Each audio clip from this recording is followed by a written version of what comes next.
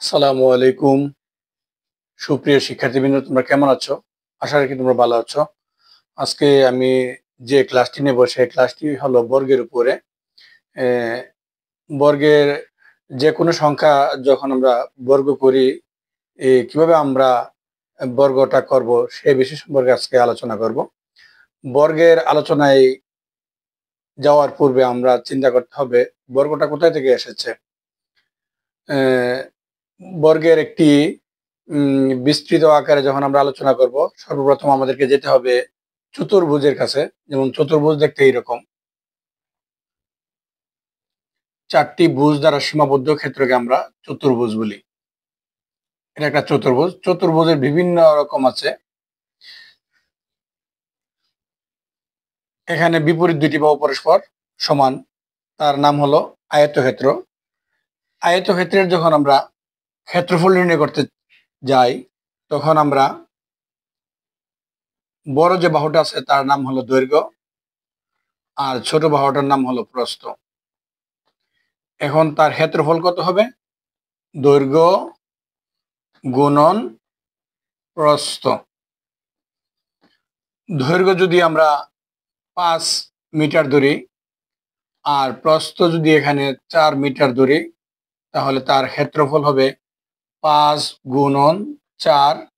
যেহেতু এখানে মিটার, আমরা এখানে লিখব বর্গ মিটার। 4 5 20 মিটার। এই হলো এই আয়তক্ষেত্রের ক্ষেত্রফল। এখন যদি ব্যাপারটা এরকম হয়, সবগুলি বাহু যদি সমান হয়, সেই ক্ষেত্রে দৈর্ঘ্য যত প্রস্থ তত। দৈর্ঘ্য এবং প্রস্থ সবগুলো সমান এবং প্রত্যেকটা কোণ 90 ডিগ্রি। আয়তক্ষেত্রের বেলা উৎপন্ন কোণগুলো 90 ডিগ্রি ছিল, প্রত্যেকটি কোণ 90 ডিগ্রি, 4টা কোণ 90 ডিগ্রি করে। বর্গক্ষেত্রের বেলায় 4টি কোণ 90 ডিগ্রি এবং তার প্রত্যেকটি বাহু পরস্পর সমান। আয়তক্ষেত্রের ক্ষেত্রফলের বেলায় দৈর্ঘ্য গুণ প্রস্থ ছিল। বর্গক্ষেত্রের বেলায়ও আমরা যদি তার ক্ষেত্রফল বের করতে চাই, দৈর্ঘ্য যদি আমরা এ মনে করি, প্রস্থ যদি আমরা এ মনে করি, সবগুলোই বাহু যদি এ হয়, তার দৈর্ঘ্য এ, তার প্রস্থ এ।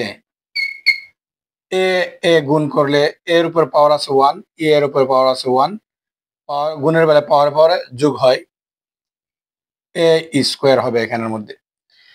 এ স্কোয়ার বলতে গেলে প্রত্যেকটি বাহুর পরিমাণ এ ছিল, তাহলে এক বাহু স্কোয়ার, এক বাহু স্কোয়ার। বর্গের ক্ষেত্রফল আমরা পেয়ে গেলাম। যখন কোনো অঙ্ক করব, এক বাহুর উপরে স্কোয়ার দিতে হবে। কোথায় থেকে সেই জিনিসটা আমরা চলে আসছে? আয়তক্ষেত্রের ক্ষেত্রফল থেকে আমরা এই জিনিসটা পেয়ে গেলাম। আয়তক্ষেত্রের ক্ষেত্রফল আমরা সবসময় জানি দৈর্ঘ্য গুণন প্রস্থ। যেহেতু বর্গের প্রত্যেকটি বাহু পরস্পর সমান, তার দৈর্ঘ্য এবং প্রস্থ এ এবং এ কল্পনা করেছি। দৈর্ঘ্যের জায়গাতে আমরা এ লিখলাম এবং প্রস্থের জায়গাতে আমরা এ লিখলাম। দৈর্ঘ্য এবং প্রস্থ দুটোটা গুণ করলে এ স্কোয়ার হয়। তাহলে আমরা পেয়ে গেলাম এখানে বর্গের ক্ষেত্রফল পেয়ে গেলাম এক বাহুর উপরে স্কোয়ার। এই জিনিসটা যখন আমরা আরো বিশদভাবে আলোচনা করি, তাহলে আমরা দেখি কি হয়। বর্গের ক্ষেত্রফল পেয়ে গেলাম আমরা এক বাহুর উপরে স্কোয়ার।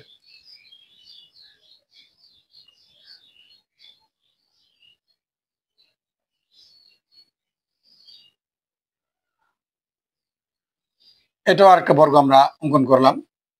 সেক্ষেত্রে আমরা যদি কল্পনা করি, এই বাহুটার পরিমাণ যদি আমরা এ প্লাস বি দেই, তাহলে প্রত্যেকটা বাহুর পরিমাণ হবে এ প্লাস বি।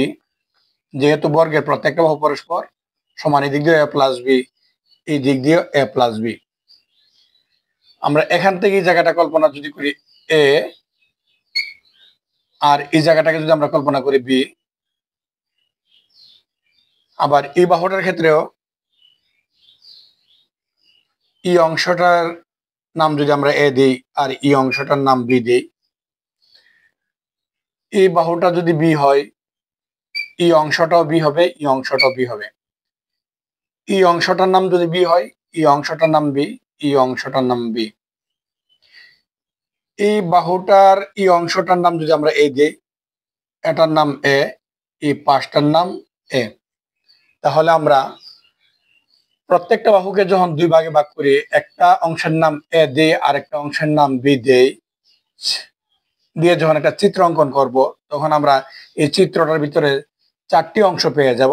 যেমন ধরি এই অংশটার নাম দিলাম এক, এই অংশটার নাম দুই, এই অংশটার নাম তিন, এই অংশটার নাম চার আমরা দিলাম। এখন এক নাম্বার যে অংশটা আছে, এই অংশটা দেখতে প্রায় ঠিক এটার মতন। এটার ক্ষেত্রফল কি পেলাম?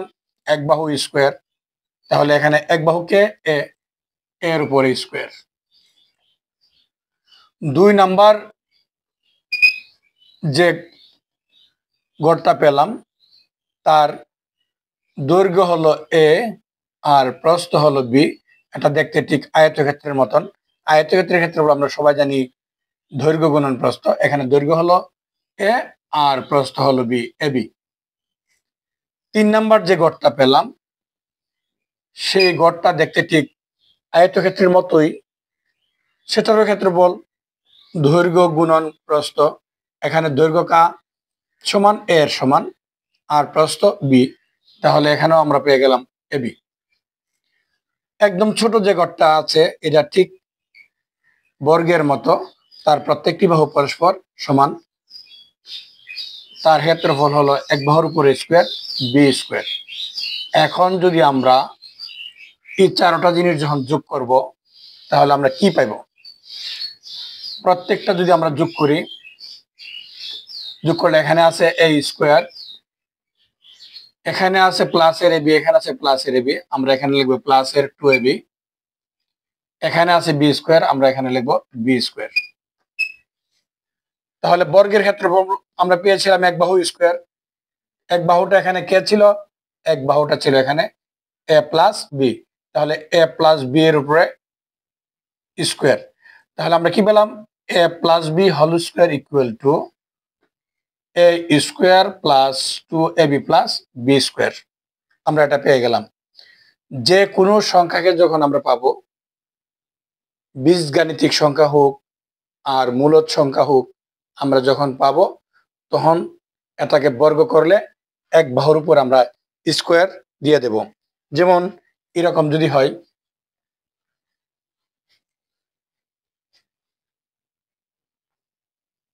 5 এর বর্গ, তাহলে আমরা 5 এর উপরে স্কোয়ার দেব। 5 5 কত? 25। এখন এটাকে যদি আমরা ওই সূত্রের মধ্যে নিয়ে অবস্থান করাই, এ প্লাস বি হোল স্কোয়ার সমান আমরা কি পেয়েছিলাম? আমরা পেয়েছিলাম এ square plus two A B plus B square. এই সূত্রের অবস্থানে যদি আমরা এখানে নিই, এই সূত্রটা কিন্তু এই ঘরটা থেকে কিন্তু অলরেডি বের হয়ে আসছে এখানের মধ্যে। এর ক্ষেত্রফল হলো এ square plus two A B plus B square. এটাকে যদি আমরা এই 5 এর মধ্যে প্রয়োগ করি, সেক্ষেত্রে আমরা লিখবো দুইটি, এখানে যেহেতু দুইটি পদ আছে, আমরা 5 কে ভেঙে দুইটা পদে রূপান্তর করব, যদিও সেটা ধ্রুব পদ। যেমন 3 যোগ 2 ইকুয়াল টু কিন্তু 5। এর উপর আমরা স্কোয়ার দিলাম। এই 3 কে আমরা ধরবো এ আর 2 কে ধরবো আমরা বি। তাহলে আমরা এখানে পেয়েছিলাম এ স্কোয়ার প্লাস টুয়াইস এ বি প্লাস বি স্কোয়ার। আমরা এখানে লিখবো এ হলো 3, এ square plus two A B plus B square. 3 3 9, 3 দোকানে 6, 6 দোকানে 12, 2 দোকানে 4। তাহলে আমরা এখানে কি পেলাম? 12 আর 4 16, 16 আর 9 আমরা পেয়ে গেলাম 25। 5 এর উপরে বর্গ দিলে 5 5 25। এই 5 কে যদি ভেঙে আমরা দুইটা ধ্রুবপদে নিয়ে আসি, এবং সেক্ষেত্রে এ প্লাস বি হোল স্কোয়ারের সূত্র যদি প্রয়োগ করি, এ স্কোয়ার প্লাস টুয়াইস এ বি প্লাস বি স্কোয়ার, তাহলে আমরা ওখানে ফল যত পেয়ে গেলাম, এখানে ফল আমরা ততই পাবো। এটাকে যদি আমরা একটা বীজগাণিতিক রাশির মালার মধ্যে যদি উপস্থাপন করি, সেক্ষেত্রে কি পাই সেটা আমরা এখন দেখব।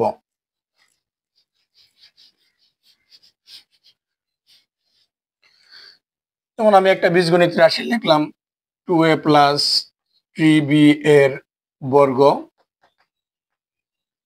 সেক্ষেত্রে 2a প্লাস 3b তার উপর আমরা হোল স্কয়ার দিতে পারি। এই 2a কে আমরা মনে মনে কল্পনা করব, 2a কে কল্পনা করব a আর 2b কে কল্পনা করব আমরা b, কারণ একটু আগে পেয়েছিলাম আমরা a plus b whole square equal to a square plus 2ab plus b square. এই চিত্রের মাধ্যমে আমরা সেটা পেয়েছিলাম। এখন আমরা 2a পদটিকে আমরা ধরবো এখানে a আর 3b পদটিকে আমরা ধরবো b। তাহলে 2a plus b whole square a square plus 2ab plus b square আমরা লিখতে পারি ওই সূত্রের মাধ্যমে। 2 বের করতে থাকলে 2 দুগুণে 4 a স্কয়ার প্লাস 2 দুগুণে 4 3 4 12 12ab প্লাস 3 থেকে 9b স্কয়ার। তাহলে আমরা এখানে কি পেলাম 4a square plus 12ab plus 9b square. আমি আরেকটা জিনিস এখানে উল্লেখ করি, এই পদের মধ্যে এই 4 হলো সহগ আর a হলো চলক আর স্কয়ারটা এখানে যেটা আছে সেটা হচ্ছে ঘাত, যেটাকে আমরা সূচক বলি। এখানে পদ হলো কটা 3টা। প্রথম পদের সহগ 4, দ্বিতীয় পদের সহগ হলো 12, তৃতীয় পদের সহগ হলো 9।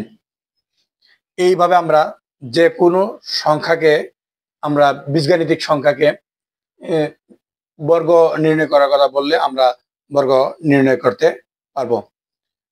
আজ এই পর্যন্তই, সবাই ভালো থাকো।